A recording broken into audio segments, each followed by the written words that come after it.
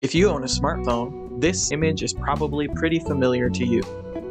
On February 4th, 2023, the U.S. Air Force shot down a suspected spy balloon over South Carolina near Myrtle Beach. Here you can see the missile intercepting the balloon and the payload beginning its long descent to the ocean.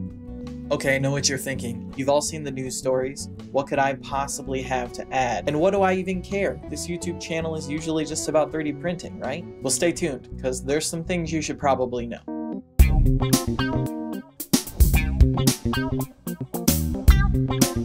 What you might not know is that organizations like NOAA launch weather balloons twice a day from over 900 locations. That's 1,800 weather balloons launched every single day.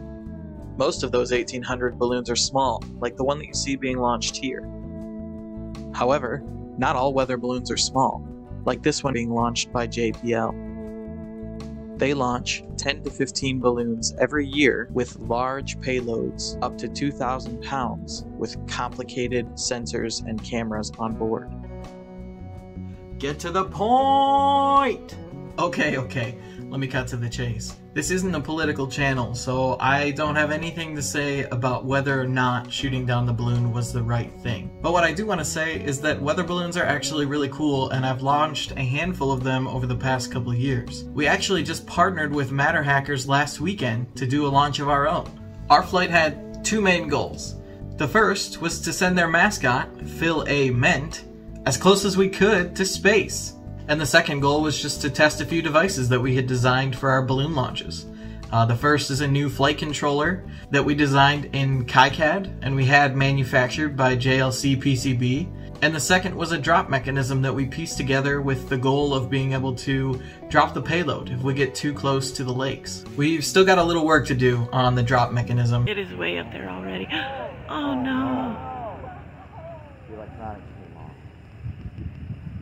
Fortunately, we got some really cool pictures for MatterHackers of their mascot in near space.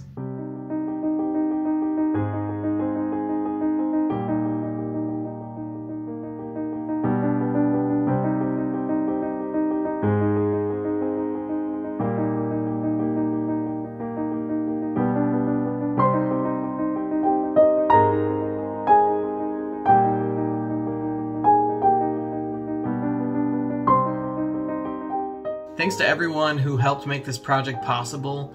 We've got MatterHackers providing the filament and contributing for the lifting gas.